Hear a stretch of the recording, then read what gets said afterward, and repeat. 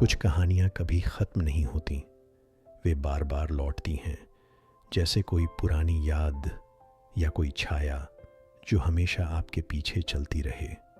क्या आपने कभी ऐसा कुछ महसूस किया है? कोई भूली बिसरी आवाज़, कोई पुराना चेहरा जो अचानक से आपकी ज़िंदगी में लौट आता है। कॉलेज के दिनों में ज़िंदगी आसान और खुशहाल लगती थी। नई दोस्ती, मस्ती और एक अनकही कहानी जो हर किसी के दिल में बस जाती है। मैं जयपुर से था और वो उदयपुर से थी। हमारी मुलाकात कॉलेज के पहले ही साल हुई थी और धीरे धीरे दोस्ती गहरी होती गई। वो हंसती थी तो ऐसा लगता था जैसे सारा माहौल रोशन हो गया हो। उसकी आंखों में एक अजीब सा जादू था जिसे देखकर मैं हमेशा खो जाता था। नाम तो उसका मानसी था, लेकिन मेरे लिए वो मेरी जान थी। कॉलेज के आखिरी दिन जब हम मिले तब मैंने महसूस किया कि शायद अब हमारी मुलाकातें पहले जैसी ना हो। आखिरी दिन हमने साथ बैठकर घंटों बातें की। उसने कहा था, क्या तुम कभी मुझे भूल जाओगे? मैंने हंसकर कहा, नामुमकिन। फिर जिंदगी आगे बढ़ गई। मैं काम में इतना बिजी हो गया कि धीरे धीरे सब पुरानी यादों में बदल गया। दोस्त, कॉलेज, वो खुशनुमा दिन और शायद मानसी भी। कई साल बाद एक शाम अचानक फ़ोन की घंटी बजी। नंबर अनजान था, लेकिन जब मैंने कॉल उठाया तो एक जानी पहचानी आवाज़ सुनाई दी। कैसे हो? कुछ सेकंड के लिए मैं चुप रहा, फिर धीरे से कहा, मानसी? हाँ, कितने साल हो गए ना। उसकी आवाज़ में वही पुरानी मिठास थी, वही अपनापन। हम घंटों बात करते रहे जैसे वक्त कभी बीता ही ना हो। फिर उसने कहा, मेरा जन्मदिन आने वाला है, तुम नहीं आओगे? मैं हंस पड़ा, इतने सालों बाद बुला रही हो? हाँ, मैं अब मनाली में रहती हूँ। यहाँ बहुत ठंड पड़ती है, लेकिन मौसम बहुत खूबसूरत है। तुम आओगे ना? पता नहीं क्यों, लेकिन मैं मना नहीं कर पाया। मनाली तक का सफ़र लंबा था। मैं अपने कुछ दोस्तों के साथ निकला था। जब हम वहाँ पहुँचे तो चारों ओर बस बर्फ़ ही बर्फ़ थी। वो जगह किसी दूसरी दुनिया जैसी लग रही थी, खामोश, ठंडी और अजीब तरह से वीरान।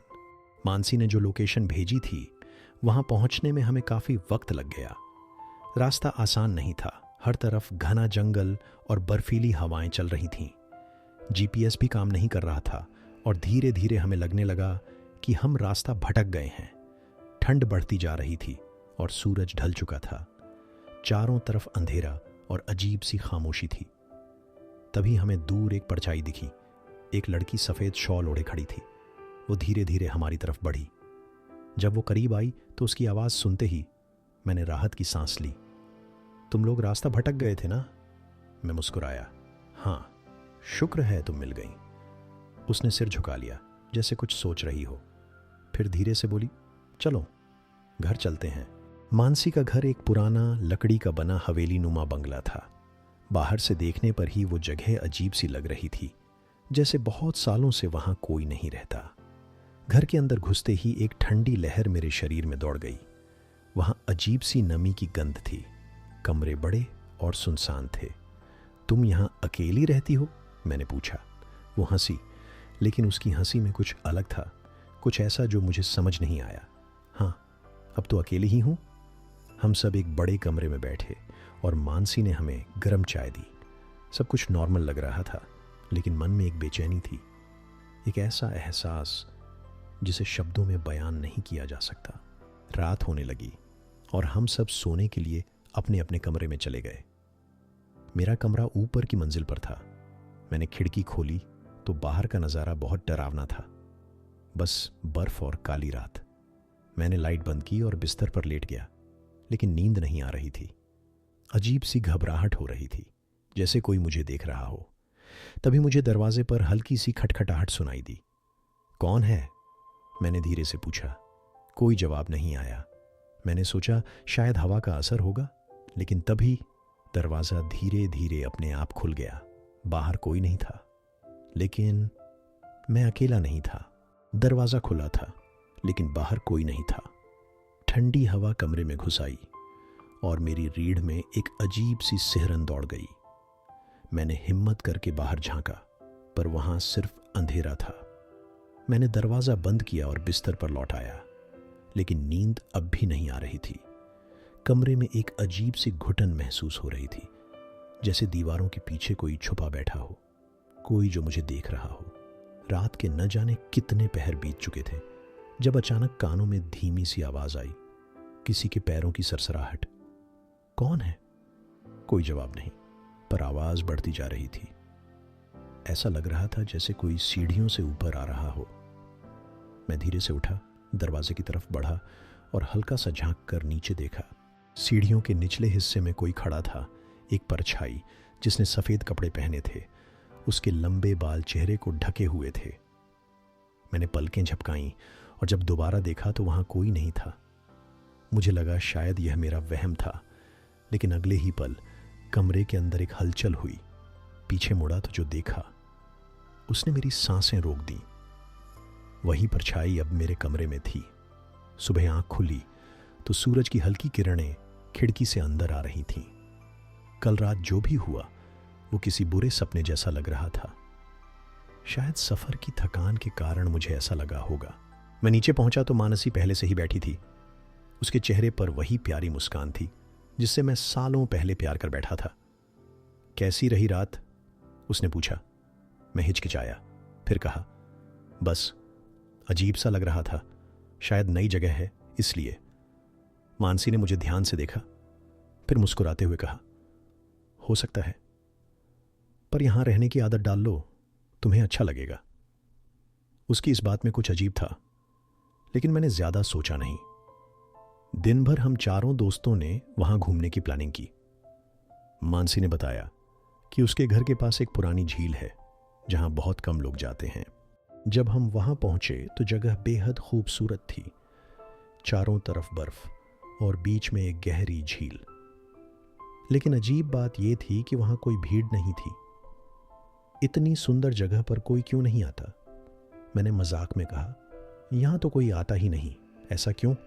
मानसी हंस पड़ी। क्योंकि कुछ जगहें सिर्फ कुछ लोगों के लिए बनी होती हैं। उसकी बात समझ नहीं आई, लेकिन मैंने ज्यादा ध्यान नहीं दिया। कुछ देर बाद हम झील के पास बैठकर बातें करने लगे। ठंडी हवा बह रही थी और माहौल हल्का सा डरावना लग रहा था। तभी अचानक पानी में हलचल हुई। ये क्या था? मेरे दोस्त ने पूछा।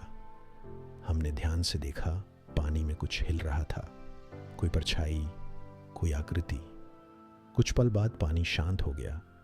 मानसी मुस्कुराई। चलो वापस चलते हैं।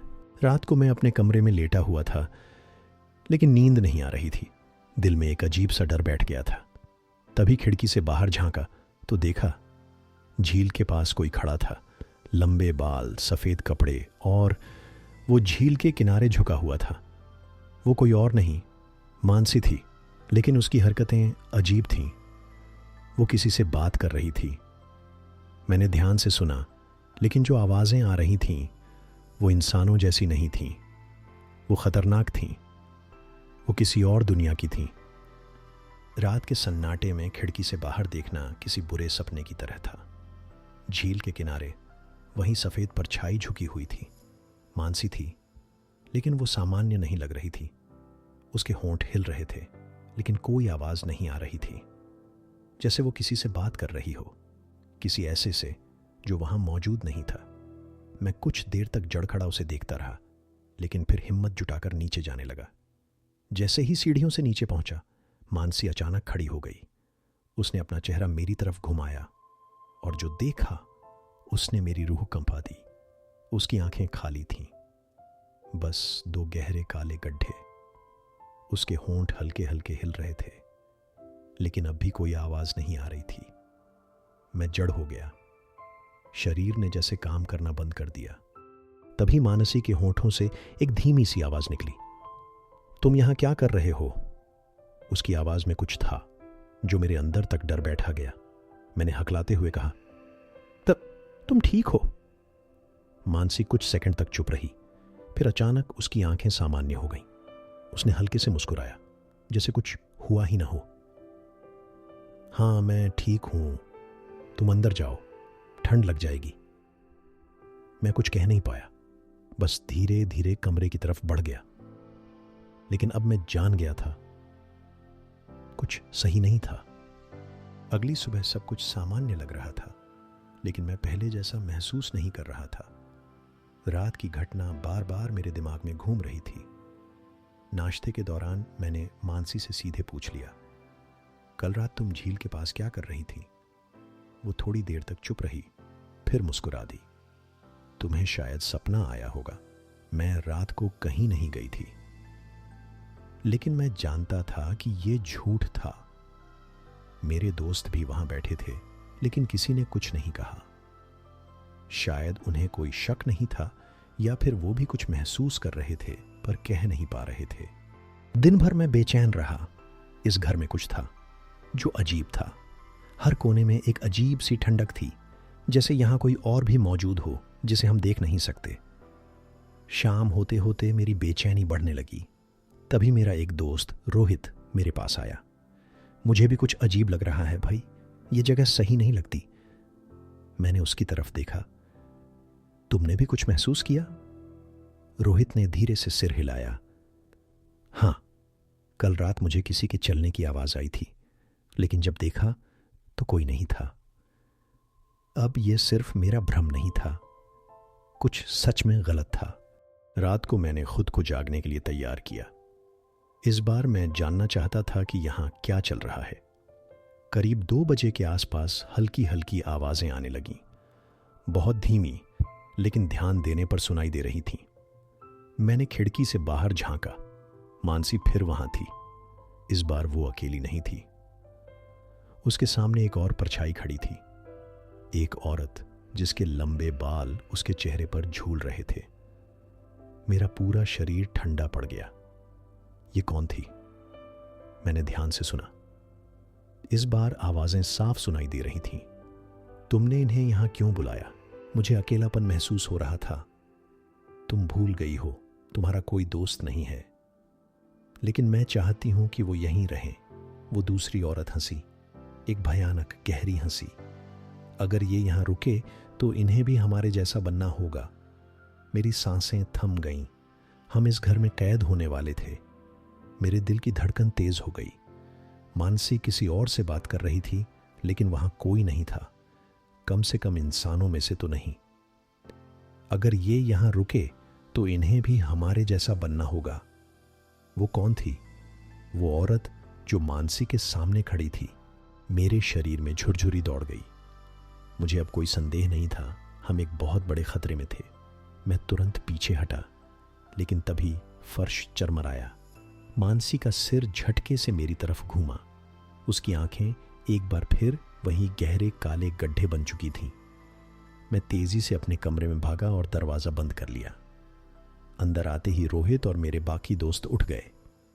क्या हुआ? रोहित ने घबराते हुए पूछा। मैं हांफते हुए बोला, हमें यहां से तुरंत निकलना होगा। लेकिन हुआ क्या? यहां कुछ सही नहीं है। मानसी सही नहीं है।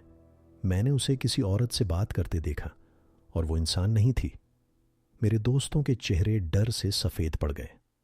तभी दरवाजे पर जोर की दस्तक हुई। खोलो दरवाजा। ये मानसी की आवाजें थी, लेकिन वो वैसी नहीं लग रही थी जैसी पहले हुआ करती थी। अब उसकी आवाज में एक अजीब सी गूंज थी, जैसे कोई एक साथ 2 अलग अलग सुरों में बोल रहा हो। हम सब सहम गए। किसी में दरवाजा खोलने की हिम्मत नहीं थी। दस्तक तेज होती गई। तभी कमरे की लाइट झपकने लगी और खिड़की के बाहर देखा तो जो दिखा उसने हमारी रूहें कंपा दी। बाहर बर्फ पर एक साया खड़ा था। वो मानसी की शक्ल का ही था, लेकिन उसकी आंखें काली थीं और चेहरा पूरी तरह खून से सना हुआ था।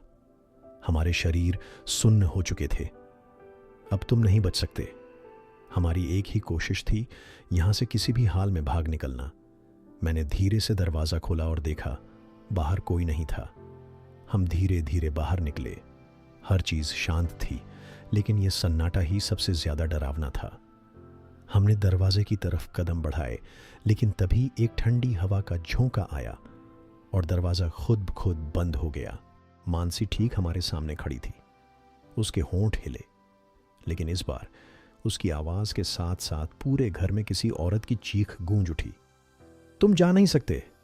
मैंने हिम्मत जुटाकर कहा। तुम मानसी नहीं हो, तुम कौन हो? मानसी मुस्कुराई। मैं वही हूं जिससे तुमने कभी प्यार किया था, लेकिन अब मैं तुम्हें छोड़ नहीं सकती। अचानक रोहित ने भगवान का नाम लेते हुए जोर से दरवाजा खींचा और चमत्कार हुआ। दरवाजा खुल गया। हमने बिना समय गंवाए दौड़ लगा दी। मानसी ने जोर से चीख मारी और पूरा घर झटके से हिलने लगा। ऐसा लगा जैसे भूकंप आ गया हो। हम गिरते पड़ते किसी तरह बाहर निकले, लेकिन जैसे ही हम मुख्य सड़क तक पहुंचे, एक आखिरी बार पीछे मुड़कर देखा। घर वहां नहीं था। जहां वो हवेली थी वहां अब सिर्फ बर्फ थी। हमने वापस अपने शहर लौटने में एक पल की भी देरी नहीं की। सब कुछ किसी बुरे सपने जैसा था। लेकिन असली डर तो तब महसूस हुआ जब मैंने अपने फोन में तस्वीरें देखीं। जो तस्वीरें हमने मनाली में खींची थीं, उनमें कहीं भी मानसी नहीं थी। कोई नहीं था। हमारा दिमाग सुन्न पड़ गया। क्या वो सच था? क्या मानसी कभी थी भी, या फिर हमने किसी आत्मा के साथ वक्त बिताया था? मैं आज तक जवाब नहीं ढूंढ पाया हूं, लेकिन एक बात तय है, कुछ लोग कभी नहीं मरते।